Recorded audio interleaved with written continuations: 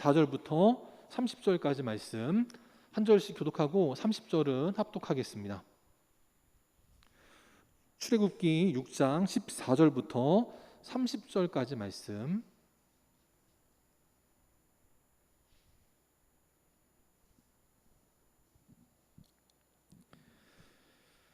한 절씩 교독하겠습니다.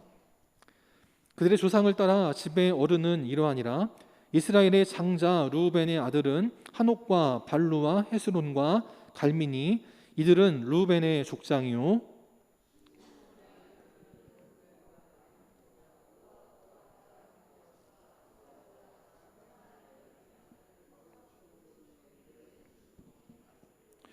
레위 아들들의 이름은 그들의 족보대로 이러하니 게르손과 고핫과 므라리요. 레위의 나이는 137세였으며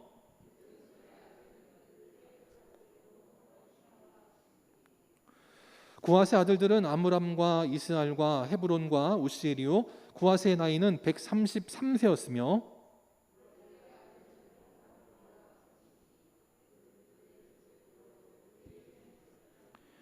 아므람은 그들의 아버지의 누이 요게벳을 아내로 맞이하였고 그는 아론과 모세를 낳았으며 아므람의 나이는 137세였으며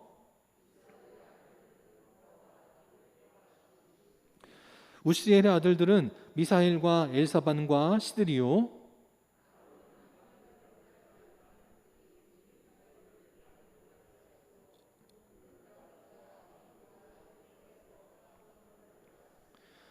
고라의 아들들은 아실과 엘가나와 아비아사비니, 이들은 고라 사람의 족장이요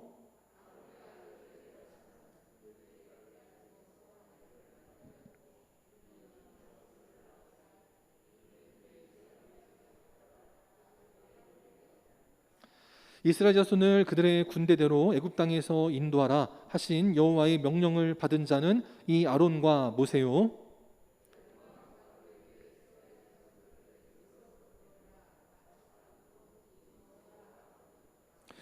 여호와께서 애굽 땅에서 모세에게 말씀하시던 날에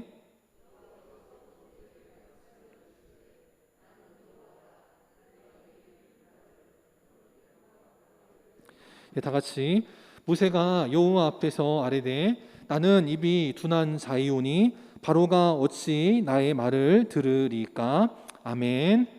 이 시간 믿음의 족보에 이름을 올리라, 믿음의 족보에 이름을 올리라라는 제목으로 함께 하나님 말씀 나누도록 하겠습니다. 지난 10월 1일은 제73주년 국군의 날 기념식이 있었던 날입니다. 그걸 보면서 우리 군대가 정말 대단하구나 싶습니다. 그걸 보면서 좀 우리 그 상륙 훈련 같은 그런 퍼포먼스를 한 걸 보면서 바로 위에 있는 북한이나 중국이나 일본의 간담이 좀 서늘했겠구나라고 생각이 되었습니다. 가장 자랑스러웠던 것은 그 대형 수송함이었던 그 마라도함 그 사이에 태극기를 단 SLBM이라고 하는 잠수함이 지나갈 때에 바로 그 앞에 계시는 이봉식이라고 하는 어르신의 모습이 참 이렇게 가슴 뭉클하고 그걸 보면서 감동이 되었습니다. 저분은 아마 뉴스를 통해서 아시는 분은 알겠지만 저분은 우리나라 해병대 1기라고 하십니다. 전 해병대 100몇십 기 이런 얘기만 들어봤는데 해병대 1기를 들으니까 그렇지 해병대가 1기는 있었겠구나. 근데 아직까지 살아계시는구나. 그렇게 느꼈는데 저분의 연세가 우리나라 나이로는 90이고 만으로는 88세 신분입니다. 근데 88세의 나이에 저렇게 모두가 바라보는 저런 자리 앞에 서셔가지고 국민 국가 의례문을 그냥 낭낭하게 낭독하시는 모습을 보면서 아주 감사하더라고요. 우리 영광교회도 90을 넘어가시는 분들이 나오실 텐데 그때 저분처럼 어디에서건 당당하게 하나님을 향한 믿음의 고백을 할 수 있는 우리 그런 믿음의 통도들이 되었으면 좋겠습니다.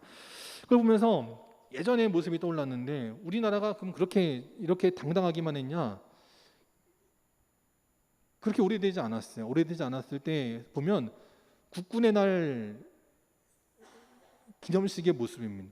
저걸 보면 무슨 99년도쯤에 무슨 밀레니엄 시대 때 사이버 전사도 아니고 저게 우리나라 국군이 맞나 싶을 때 모습인데 격세지감을 느끼게 됐다는 겁니다.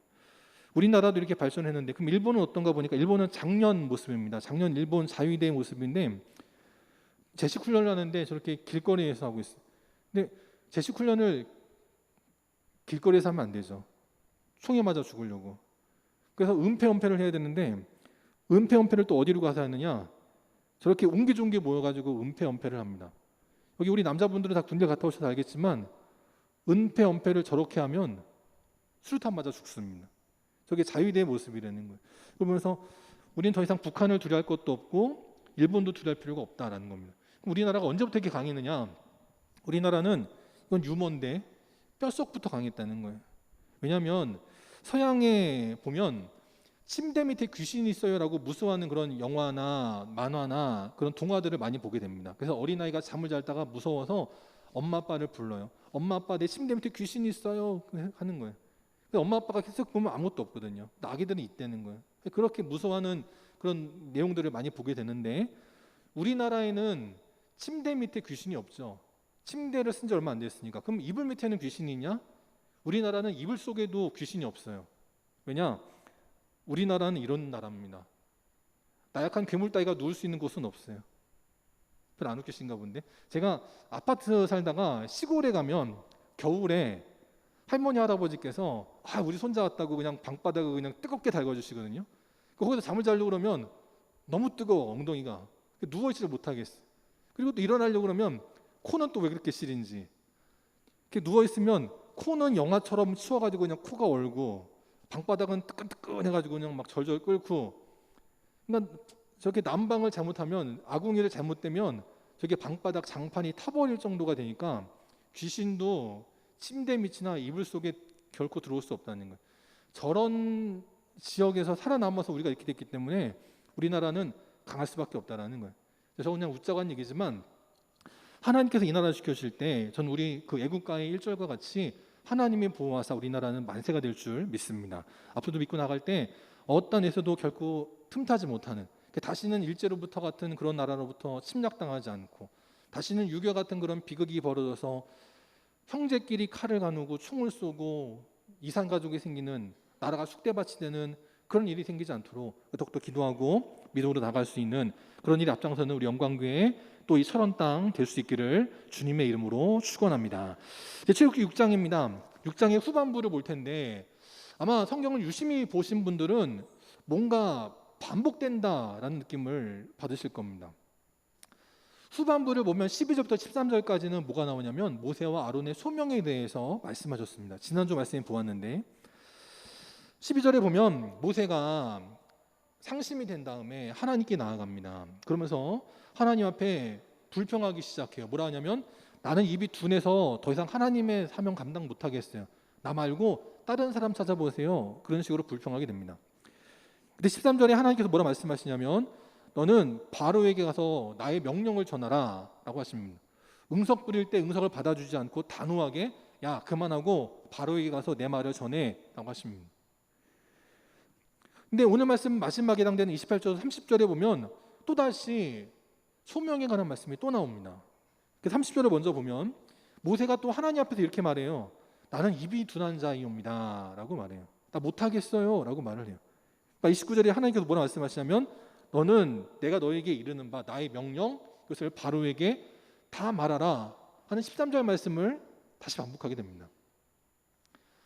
성경은 이유 없이 쓴 구절이 하나도 없습니다. 어린아이들 그 초등학교 때 일기 쓰라고 그러면 쓸데없는 말들 쓰잖아요. 근데 성경은 쓸데없는 말이 없어요. 우리가 이해를 못하고 지금 우리의 상황과 맞지 않아서 어색하게 느껴질 뿐이지 성경은 결코 한 구절 한 단어도 그냥 쓰여진 게 없다는 겁니다. 12절 13절에 소명의 말씀을 주셨는데 또다시 28절부터 30절까지 또다시 소명을 주신 이유는 그리고 그 중간에 무언가가 들어가 있다는 것은 특별한 의미가 있다는 것입니다. 뭐가 들어있느냐 14절부터 27절에 보면 모세와 아론의 족부를 말씀하고 계시는 거예요. 여기 여러분 가운데 족부가 없는 분들은 아무도 없으시잖아요. 다 저마다 뼈대 있는 집안 분들 아니십니까? 오늘 우리도 모세와 아론의 족보와 같이 족보가 있는데 그것이 단지 육신의 족보로 끝나는 것이 아니라 믿음의 족보로 나아갈 때 모세와 아론처럼 하나님께 쓰임받고 하나님 말씀에 충성하고 순종할 수 있는 빛의 자녀들이 다 될 수 있기를 바랍니다. 첫 번째, 우리 무엇을 알아야 되느냐? 우리의 인생이 바로 하나님의 족보라는 거예요. 지금도 여러분의 집안의 족보도 이어지죠? 저희 집안의 족보도 이어지고 있습니다. 그처럼 하나님의 족보는 지금도 우리를 통해 계속되고 있다는 거예요. 14절에 보니까 모세가 나 못하겠어요 라고 불평할 때 하나님 뭐라 말씀하시냐면, 너희 조상, 너희 집의 어른들 그들이 이러이러했어. 조상들을 먼저 말씀하고 마지막에는 그들의 후손에 대해서 말씀하십니다. 족보를 말씀하는 거예요. 근데 이 모든 것들이 다 하나님의 계획과 섭리 가운데 있다라는 거예요. 그래서 이 세상에서 벌어지는 모든 것들은 누구의 손에 달려 있느냐? 하나님의 손에 달려 있는 거예요. 비록 이 코로나가 인재인지 아니면 자연재해인지 거기에 대해서 의견은 분분합니다. 또 이런 일들이 왜 벌어졌는지 거기에 대해서 의견이 분분해요. 누구 때문에 시작이 됐는지는 알 수 없습니다. 그건 나중에 끝나본 뒤에 정말 조사가 이루어지면 코로나가 어떻게 생긴 일인지 그건 나중에 판가름이 되겠죠. 그런데 그 모든 것들 가운데 결국은 정반합, 모든 것이 합력하여 선을 이뤄나가게 하시는 분은 누구냐? 하나님이시라는 거예요. 우리는 그래서 우리의 삶 가운데 이런저런 문제가 있지만 그것 때문에 인간적으로 마음이 상하고 상처받고 마음이 무너지고 괴로울 수 있지만 우리는 그 자리에 끝나는 것이 아니라, 그러나 이 모든 것들을 합력하여 선이 되게 하시는 분은 하나님이시지 라고 하면서 하나님을 바라보는 인생들이 돼야 된다라는 것입니다. 27절에 보니까 이스라엘 자손을 애굽에서 내보내라, 이것이 하나님의 뜻이었다라는 거예요. 오늘 모세와 아론이 세움받은 이유도 바로 하나님의 사랑하는, 눈에 넣어도 아프지 않을 그 자녀들이 더 이상 종살이하지 않고 노예살이하지 않고 하나님의 예배하신 축복의 땅으로 가서 그곳에서 하나님을 마음껏 예배하면서 하나님의 축복과 은혜 가운데 살기를 원하시는 마음이 있었다라는 거예요. 그래서 지금 모세와 아론을 세워주셨다는 겁니다. 모세와 아론이 그냥 어디서 뚝 떨어진 것이 아니고 이미 그 옛날 아담 때부터 이어지는 족보가 있었다라는 거예요. 그럼 우리는 무엇을 알아야 되느냐? 고로 염려하지 말고 어디서든지 당당한 인생들이 돼야 된다는 겁니다. 지금 모세는 자기 자신을 바라봅니다. 나는 입이 둔해요.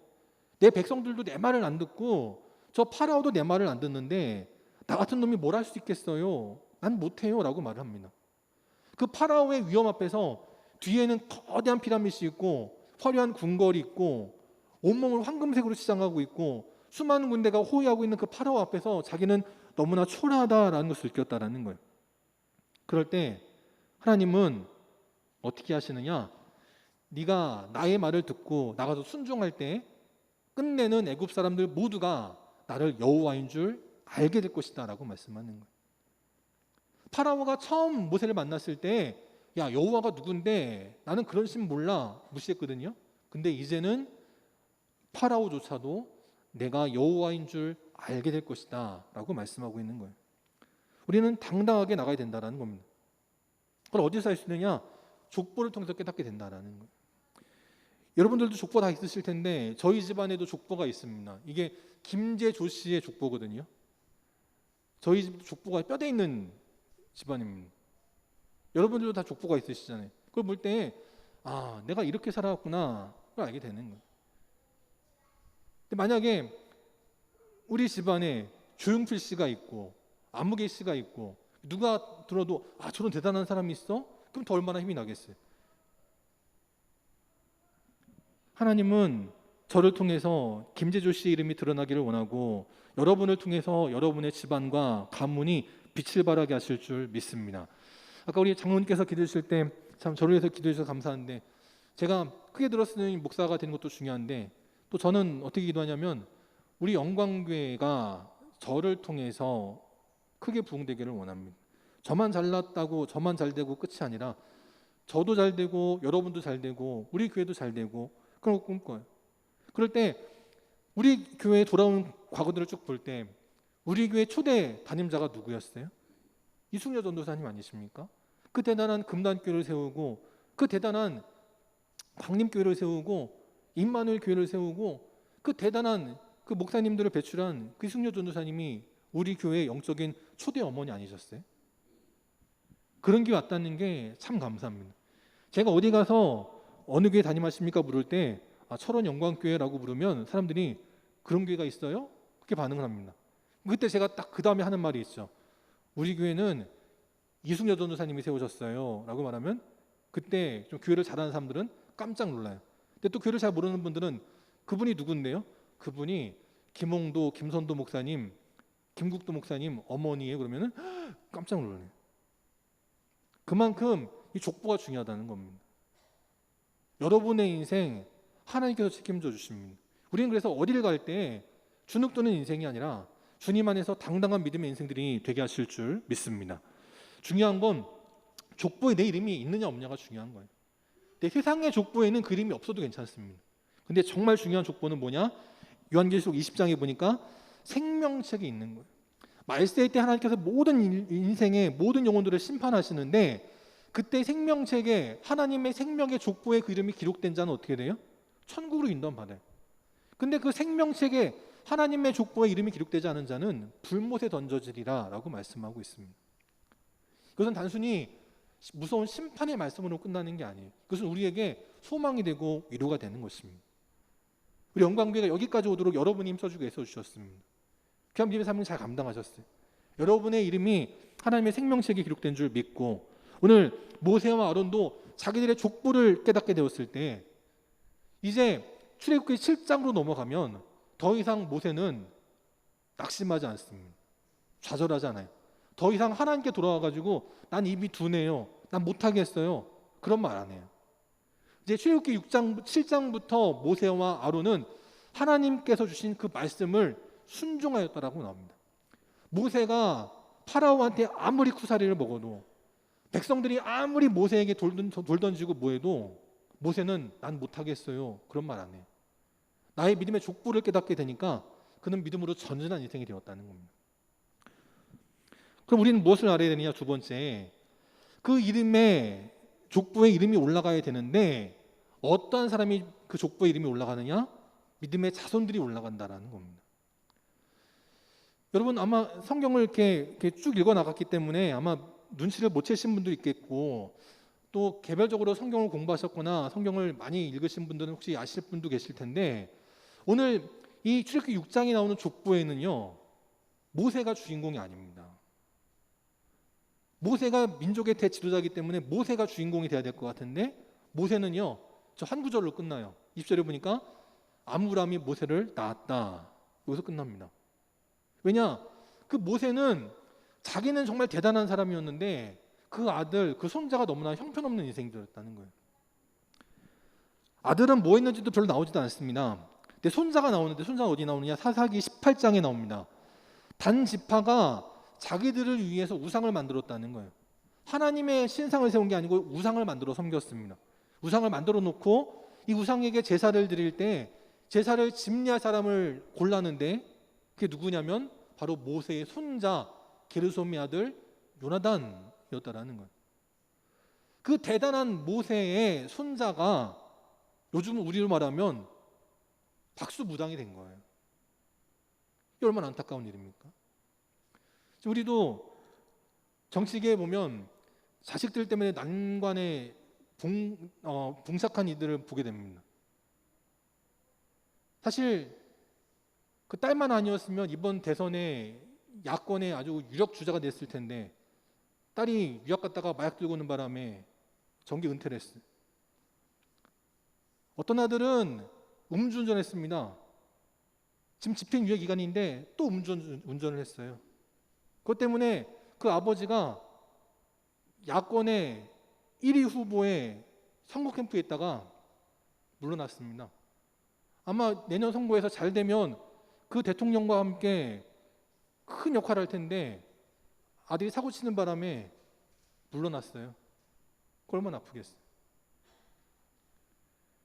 많이 있는데 그렇습니다. 자녀들을 잘못 키우면 어려움 당하는 거예요. 모세라고 다음 지도자를 자기 아들로 세우고 싶지 않았겠습니까? 그런데 여호수아 1장에 보면 여호와의 종 모세가 죽었을 때 그 아들 게르솜이 뒤를 이은 것이 아니라 바로 눈의 아들 여호수아가 뒤를 이어 지도자가 되었다라고 말씀을 합니다. 그래서 오늘 이 출애굽기 6장에 나오는 족보에 모세에 관한 이야기는 별로 나오지 않아요. 누구를 중심으로 나오느냐? 아론에 대해서 중심적으로 나오고 있습니다. 그래서 26절에도 보면 족보가 다 끝난 뒤에 모세와 아론을 평가할 때 여호와의 명령을 받은 자를 말씀하시면서 먼저 첫 번째 누구를 거론하냐면 아론을 거론하고 계십니다. 원래는 민족의 지도자가 모세였기 때문에 또 이 출애굽기를 쓴 것도 모세 자신이었기 때문에 자기 이름을 넣어야 되는 거예요. 내가 지도자인데, 내가 대통령인데, 내가 왕인데, 내가 1등인데, 내가 썼는데 내 이름을 적어야지. 그런데 하나님은 모세를 먼저 적지 않게 하시고 아론을 적게 하십니다. 그럼 아론은 어떠했느냐? 23절에 보면 아론은 누구랑 결혼했는지도 나오고 있어요. 엘리세바를 아내로 맞았고 또 나답과 아비후와 엘라살과 이다마를 낳았다라고 말씀합니다. 그리고 그 가운데 누가 있느냐? 손자까지 기록하고 있어요. 모세는 자식들 이름도 거론하지 않는데 아론 같은 경우는 그 손자까지 이름을 기록합니다. 비느하스라고 기록을 해요. 마지막에 비느하스가 어떤 사람인지를 살펴보도록 하겠습니다. 오늘 영광교회 위의 성도들 이렇게 정말 대를 이어서 우리 교회에서 충성하고 또 대를 이어서 우리나라 여기저기에서 또 세계로 나가서 열심히 일하는 사랑하는 자녀들이 있어서 정말 감사합니다. 그 자녀들도 더욱더 주님 앞에 충성한 자들이 되기를 바라고 또 지금은 그러지 못한 자녀가 혹시 있다 할지라도 여러분의 기도를 통해서 그 자녀들이 믿음의 족보 생명책의 이름이 기록되도록 믿음을 계승하는 복된 믿음의 자녀들이 다 될 수 있기를 바랍니다. 그럴 때 우리는 또한 무엇을 알아야 되느냐? 아론에게 주시는 말씀이기도 하고 우리에게 주시는 말씀이기도 한데 2인자의 자리를 불편하지 말라라는 거예요. 사람들은 누구나 2인자의 자리를 싫어합니다. 그래서 너무나 유명한 광고 CF가 있잖아요. 2등은 기억되지 않습니다. 그런 말이 있을 정도였다는 거예요. 아론은 자기가 형이었습니다. 우리가 말씀에서 보았던 것처럼 모세가 행한 기적을 아론도 똑같이 행했어요. 하나님께서 능력을 주시니 모세만 능력을 행한 것이 아니라 아론도 능력을 행했습니다. 거기다가 아론은 말도 더 잘해요. 근데 아론은 내가 2인자인 것에 대해서 불평하지 않습니다. 하나님, 내가 형인데 장유 유서인데 왜 나를 제끼고 저 도망자였던 책임감 없는 모세 같은 놈을 치러 세우십니까? 그러지 않았다라는 거예요. 아론은요 자기 이름이 먼저 나온다고 으쓱하지도 않습니다. 근데 바로 그 다음 장 27절에 보면 애굽에서 내보내라 말한 사람을 또 거론할 때 누구를 먼저 적냐면 이번에는 모세를 먼저 적습니다. 모세가 마음이 상해서 그런지 모르겠지만 26절에서는 아론을 먼저 적었는데 27절에서는 모세를 먼저 적어요. 그럴 때 또 이 아론은 거기에 대해서 투달지 않아요. 누구의 이름이 먼저 나오건 누가 지도자가 되건 아론은 그런 것에 신경 쓰지 않습니다. 하나님의 뜻, 지금 억압받고 고통받는 나의 백성들의 어려움, 아론은 거기에만 관심을 가져요. 우리나라 그 예능계 MC의 양대 산맥하면 강호동 씨하고 유재석 씨가 있습니다. 강호동 씨는 그 탈세 사건 때문에 좀 죽긴 했지만 그래도 여전히 우리나라 MC를 하면 강호동 씨를 빼놓지 못하죠. 유재석 씨는 뭐 모두가 좋아하는 아무리 그런 매체들마다 유재석의 흠을 찾아내고 싶어도 도저히 흠을 찾아내지 못할 정도로 완벽함을 추구하는 그런 최고의 MC인데 저렇게 1인자들이 있고 그 밑에서 따라오는 후발주자들이 있습니다. 뭐 수많은 MC들 꿈나무들이 있는데 그 중에 누가 있냐면 무한도전 멤버 가운데 한 사람이 있었습니다. 그래서 그 예능 그 무한도전 중에 보면 이런 에피소드가 있어요.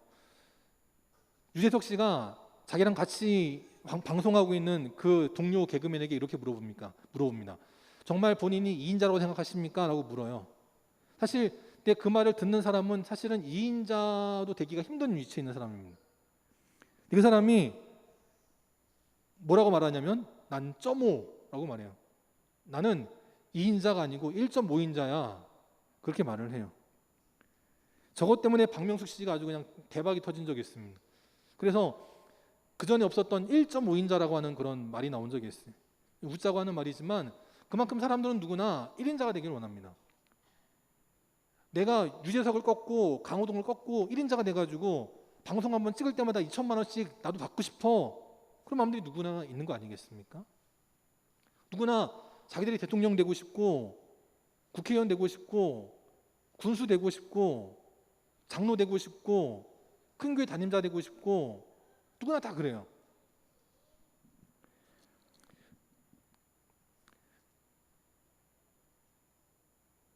참 사람들의 심리가 재밌는 게 가장 변동성이 심한 게 주식이니까 주식을 말씀드리면 주식 차트가 있습니다. 주식 차트는요, 이 주가는 하루에도 몇십 번이라도 오르락 내리락 하게 되더라고요. 어떤 사람이 100만 원을 투자해가지고 주식을 샀는데 그 주식이 잘 돼가지고 200만 원을 벌었다고 생각해 보겠습니다. 그러면 100만 원 벌은 거잖아요. 근데 아직 팔지는 않았어요. 갖고 있었습니다. 근데 그 다음날 보니까 떨어져가지고 150만 원이 됐어요. 그럼 그 사람은 얼마를 잃은 거예요? 100만 원을 투자해서 200만 원이 됐는데 그 다음날 50만 원이 떨어졌어요. 그 사람은 얼마를 잃은 거예요? 안 잃었죠. 50만 원을 땄어요. 근데 사람의 심리는 난 50만 원을 잃었어 라고 생각합니다. 내가 어제 200만 원 오른 걸 기억하니까 지금 150만 원이 돼가지고 여전히 나한테 50만 원이 남아있는 거는 생각 안 하고 어제 봤던 200만 원을 기억하니까 50만 원을 잃었네? 그렇게 생각하는 거예요. 근데 거기서 멘탈이 좋은 사람은 그래도 난 50만 원을 땄지 생각하면 괜찮은데 50만 원을 잃었네 라고 생각하면 무리수를 두기 시작합니다. 그럼 그 사람은 망하는 거예요. 저도 이번 주에 그 편지가 하나 날라왔는데, 그러니까 엽서가 하나 날라왔는데, 카드가 날라왔는데 그게 뭐였냐면 초대장입니다. 어느 교회 목사님이 이제 부임하셨다고 취임 감사 예배를 드린다는 거예요. 보니까 저랑 엇비슷하신 것 같은데 큰 교회 가셨더라고요. 그거 보면서 제 기분이 좋았을까요? 안 좋았을까요? 인간적으로는 별로 썩 좋진 않았습니다. 이런 걸 뭐하러 보내? 이 코로나 시기에 자기들끼리나 드리지. 근데 꼭 약간 기분 나쁜 그 찰나의 순간에 하나님께서 깨우쳐 주시는 게 네 형편에, 네 주제에, 네 능력에 이 교회는 가당하냐? 말씀하실 때 아, 그렇지 생각이 드는 거예요. 사람들은 누구나 높은 곳을 바라봅니다. 아, 나는 더 높은 곳 가야 되는데. 근데 그걸 바라봐요. 근데 현실은 그렇지 않을 수 있거든요. 그런 면에서 아론은 정말 대단한 사람이었습니다. 전 사실 그래서 아론을 별로 좋아한 적이 없는데 사실 출애굽기 말씀을 이번에 준비하면서 아론에 대해서 굉장히 많은 도전을 받게 됩니다. 분명히 6장 마지막 절까지도 모세는 난 입이 두네요 못해요 라고 말했어요. 그런데 7장부터 보면 모세는 다시는 불평하지 않고 다시는 그의 소명을 흔들리지 않고 끝까지 사명 감당하게 됩니다. 그 이유가 무엇일까 하고 말씀 묵상하다 보니까 저는 아론 때문이었겠구나 깨닫게 돼요. 모세는 여전히 난 입이 두네. 파라오가 뭐라 할 때마다 10가지 재앙을 행할 때마다 파라오는 마음이 완악해서 바로의 모세의 명령을 거절하거든요. 그때마다 모세는 마음이 무너질 것 같았을 것 같아요. 그런데 족보를 통해서 위안을 받고 능력을 얻은 아론이 모세가 낙심하려 할 때마다 동생을 다독였을 것 같아요. 야, 우리 하나님 바라봐야지. 하나님 사명이 있어. 그 아론 덕분에 모세가 실패하지 않고 끝까지 믿음의 사명을 잘 감당할 수 있었다라는 겁니다. 우린 그래서 무엇을 알아야 되느냐? 이 말을 기억해야 돼요. 사람 위에 사람 없고 사람 아래에 사람 없다는 것을 기억해야 되는 겁니다. 내가 지금 돈을 아무리 많이 번다 그래서 내가 아무리 잘 나간다 그래서 교만할 필요가 없는 거예요. 세상에 출세하는 사람들은 많습니다. 뭐 아시겠지만 6년 일하고 퇴직금 산재 명목으로 50억 받는 사람도 있어요. 그때 그 당사자나 그 부모나 얼마나 기분이 좋았겠어요. 근데 그것 때문에 이렇게 공경처에서 사퇴할 거라고 누가 생각했겠습니까? 사람 위에 사람 없고요. 사람 아래에 사람 없어요. 아론이 이걸 알았습니다. 그러니까 자기 동생이 지도자가 되어서 모두가 우리 모세 목사님, 우리 대통령님, 우리 왕님, 우리 지도자님 떠받들 때도 아론은 기분 나빠하잖아요. 그는 하나님만 바라봅니다. 영광기 믿음의 성도들도 하나님 바라보는 귀한 믿음의 인생들 다 될 수 있기를 바랍니다. 그런데 세 번째, 하나님은 우리의 삶에 부족함이 없도록 맞춰주신다라는 거예요. 오늘 출애굽기 7장에도 보면 4장에서 어떤 말씀을 또다시 반복하고 계십니다. 7장 1절에 보니까 모세에게 너는 바로에게 신같이 될 것이고 아론은 너의 대언자가 될 것이다 라고 말씀하셨습니다. 4장 15절에 보면 너는 바로에게 말하면 바로의 입에 할 말을 주면 내가 행할 일을 가르쳐 주리라 라고 이미 말씀하신 적이 있어요. 4장 16절에 보니까 아론이 모세를 대신하여 백성들에게 말하면 모세는 아론에게 하나님같이 되리라 라고 말씀하신 적이 있습니다. 이미 출애굽기 4장에서 하신 말씀을 7장에서도 또 반복하고 계세요. 그 이유는 뭐냐면 이 모세가 파라오 앞에 섰을 때 격을 맞춰주시기 위한 거라는 거예요. 파라오는 애굽은 누구를 신으로 모셨냐면 태양을 신으로 모셨습니다. 라라고 하는데 태양신을 섬겼습니다. 모세와 이스라엘 백성들은 누구를 신으로 섬겼냐면 여호와 하나님을 신으로 섬겼습니다. 천상계에는 태양신이 있고 인간계 지상계에는 누가 있냐면 파라오가 있었습니다. 이스라엘에게는 누가 있었냐면 모세가 있었어요. 그래서 모세가 하나님같이 되리라 라고 말씀하신 거예요. 파라오의 손에 뭐가 있냐면 왕권을 상징하는 홀이 있었고 모세의 손에 뭐가 있었냐면 하나님의 권능을 상징하는 지팡이가 있었습니다. 또 그 당시 왕들은 자기가 직접 말하지 않습니다. 백성들에게 큰 소리로 말할 수 있도록 대언자를 두었거든요. 그래서 왕이 무슨 말을 하면 우리도 사극 같은 거 보면 어떤 신하 한 명이 왕이 한 말을 대신 크게 낭독을 합니다. 대언자가 있어요. 파라오에게도 대언자 사제들이 있었습니다. 그래서 하나님은 모세에게 대언자 아론을 붙여주셨다는 거예요. 이걸 표로 정리하면 이렇게 됩니다. 천상계에는 여호와와 태양신이 있고 지상계에는 모세와 파라오가 있고 권능을 상징하는 도구로 지팡이와 홀이 있고 대언자로는 아론과 사제가 있었다는 거예요.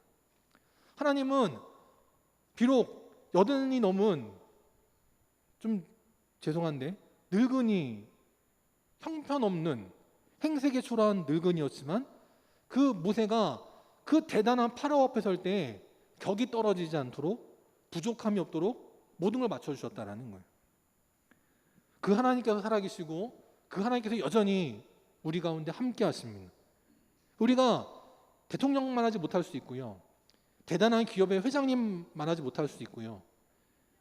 제 아무리 똑똑한 교수님만 하지 못할 수도 있지만 하나님은 우리가 하나님의 사명을 감당하기에 부족함이 없도록 모든 것을 맞춰주실 줄 믿습니다. 우리 어떻게 되느냐? 그래서 하나님 말씀에 순종해야 된다라는 겁니다. 하나님은 이스라엘의 12지파 가운데 장자 지파도 내버려 두시고 유다 지파같이 가장 형통하고 부흥했던 지파도 내버려 두시고 어느 지파를 택하셨냐면 레위 지파를 택하셨습니다.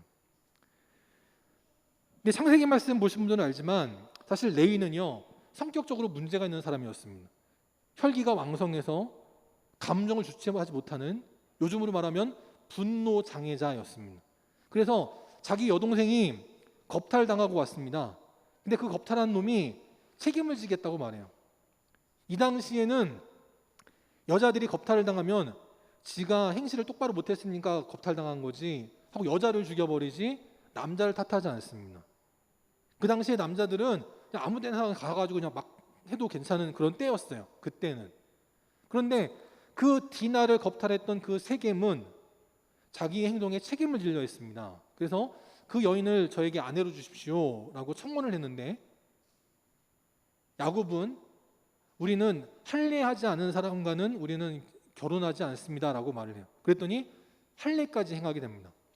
다 큰 성인이 마취제도 없이 할례를 행한다는 게 얼마나 고통스러운 얘기겠어요? 근데 할례까지 행할 정도였어요. 그러면 그 세겜의 진정성을 받아들여야 되는데 레위는 감히 내 동생을 건드려? 그래가지고 어떻게 하냐면 3일째 되던 가장 고통이 심할 그때에 몰래 쳐들어가서 그 세겜의 모든 사람들을 다 죽여버립니다. 그것 때문에 가나안의 모든 원주민들이 야곱의 가정에 분노를 갖게 되었습니다. 그때 야곱은 하나님께 기도함으로 그 문제를 풀었지만 그 시므온과 레위를 어떻게 저주하냐면 폭력의 도구다라고 말하면서 49장 7절에 보면 그 노여움 때문에 저주를 받을 것이다. 분기 때문에 저주를 받을 것이다. 심지어는 이스라엘 중에서 내가 그들을 흩어버리리라고 하는 하나님의 저주를 받게 됩니다. 그래서 민수기 4장에 보면 이스라엘 지파들이 출애굽할 때 자기들 지파들마다 남자가 몇 명인가 수를 세보았는데 원래는 60만 명의 12지파로 나누면 평균적으로 5만 명씩이 돼야 되는 거거든요. 뭐 4만 명, 6만 명 될 수는 있지만 평균적으로는 5만 명 근처 언저리에 있어야 됩니다. 근데 레위 지파는 계수된 숫자가 몇 명이냐면 8,580명밖에 안 되는 거예요. 야곱의 지파 둘을 나눴으니까 13지파로 쳐도 원래는 치면 안 되지만 친다고 해도 4만 6천만 명이 평균입니다. 한 지파당 4만 6천 명씩은 돼야 되는 거예요. 그런데 레위 수는 8,580명밖에 되지 않았습니다. 거의 6분의 1이 되는 아주 조그만 지파였다라는 거예요. 근데 하나님은 그런 조그만 지파를 주목하여 보셨습니다. 왜 그러느냐? 바로 하나님 말씀에 순종했던 모세와 아론이 있었기 때문이라는 거예요. 하나님은 그 옛날 레위의 자녀들을 보실 때 420년 뒤에 태어날 모세와 아론을 미리 보셨다는 겁니다. 그리고 또 누가 있었느냐? 출애굽기 중간에 벌어졌던 그 아말렉 여인들과 음행하는 이스라엘 때문에 어려움 당할 때 아니죠. 저기 그 모세가 하나님의 산에 올라가서 언약궤를 받고 내려올 때 10계명을 받고 내려올 때 그걸 기다리지 못한 이스라엘 백성들이 아론을 협박해가지고 금송아지를 만들었습니다. 그것 때문에 모세가 분노하게 되는데 그때 모세가 뭐라고 말했냐면 여호와의 편에 있는 자는 내게로 나오라라고 외쳤는데 그때 누구만 나갔냐면 레위 자손만 나갔다라는 거예요.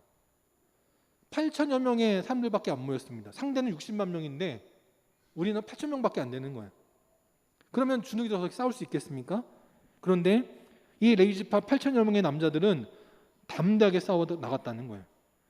그래서 29절에 보면 그 순간 여호와께 헌신한 것으로 인하여서 그들이 복을 받게 될 것이다 라고 말씀하셨다는 거예요. 우리의 숫자가 몇 명이지? 상대는 몇 명이지? 내 형편은 어떻지? 쟤네들은 어떻지? 그걸 재고 판단하는 것이 아니라 하나님 말씀에 그냥 순종하는 자에게 하나님은 복을 주신다라는 거예요. 그 가운데 대표적인 사람 누가 있었느냐? 비느하스, 바로 오늘 족보의 마지막에 거론되었던 비느하스가 있습니다. 이 비느하스는 민수기 25장에 나오는데, 그러니까 활약상이 나오는데, 이 비느하스가 이 모압 여인들 때문에 음행하는 이 이스라엘 백성들을 심판하기 위해서 칼을 들고 싸우게 됩니다. 그래서 음행을 저질렀던 사람을 비느하스가 칼로 죽여버려요. 죄악을 끊어버립니다. 그래서 하나님의 질투 때문에 이스라엘이 화를 면하게 됩니다. 비느하스 한 사람의 그 헌신이 있었기 때문이다라는 거예요. 그럼 하나님은 그 비느하스에게 어떤 복을 주시냐면 평화의 언약을 맺어주시고 그와 그의 후손에게 영원한 제사장의 직분에 언약을 주셨다라고 말씀해요. 비록 레위 지파가 가장 조그만 지파, 별 볼 일 없는 지파지만 하나님 말씀에 순종했던 모세와 아론, 비느하스 그런 사람들이 있을 때 하나님은 그를 통해서 제사장 지파가 되게 하시고 민족의 지도자가 나오게 하시는 놀라운 역전의 축복을 주셨다라는 겁니다. 대선 때가 되면 저마다 지역으로 나눠져서 싸웁니다. 경상도는 경상도끼리, 전라도는 전라도끼리 싸웁니다. 근데 저는 충청도 사람이거든요. 충청도에는 대단한 대선 후보가 없어요. 우리는 그래서 항상 부모님은 이쪽 편을 드십니다.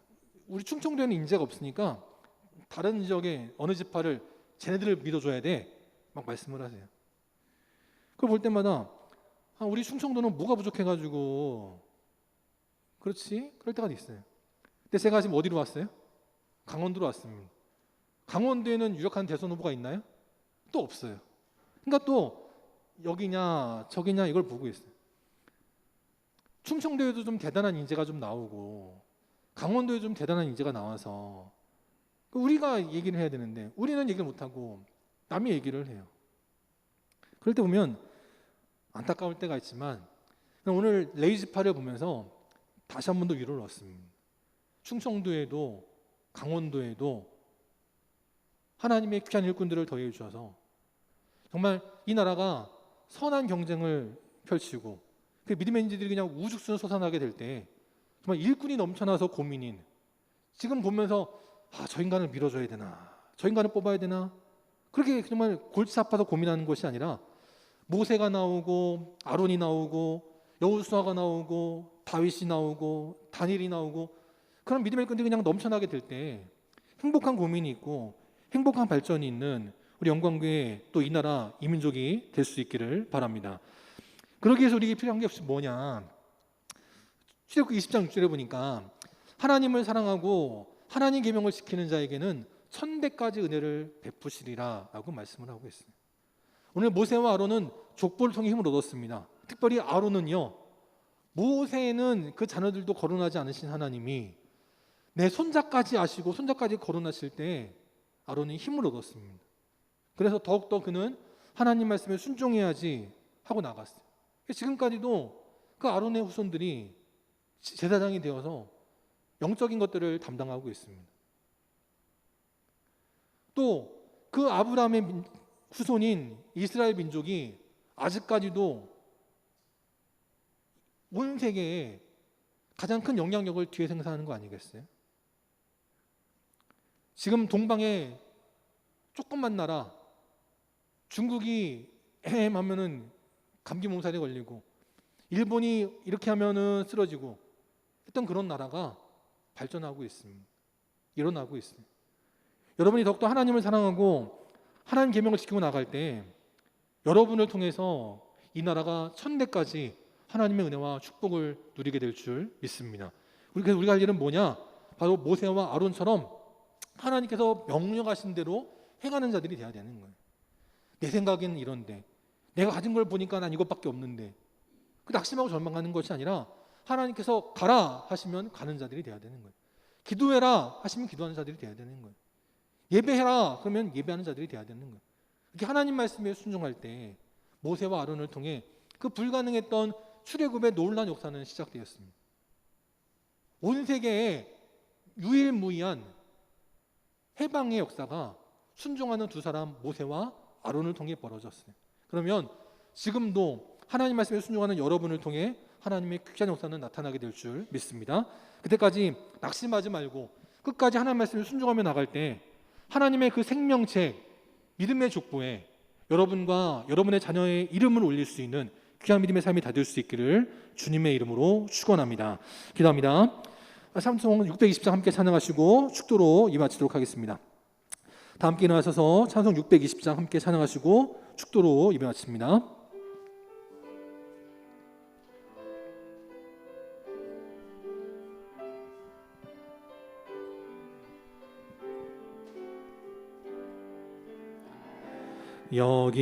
여기에 모인 우리 주의 은총 받은 자여라. 주께서 이 자리에 함께 계심을 아노라. 언제나 주님만을 찬양하며 따라가리니 시험을 당할 때도 함께 계심을 믿노라. 이 믿음 더욱 굳세라. 주가 지켜주신다. 어두운 밤에도 주의 밝은 빛 인도하여 주신다. 주님이 뜻하시니 헤아리기 어렵더라도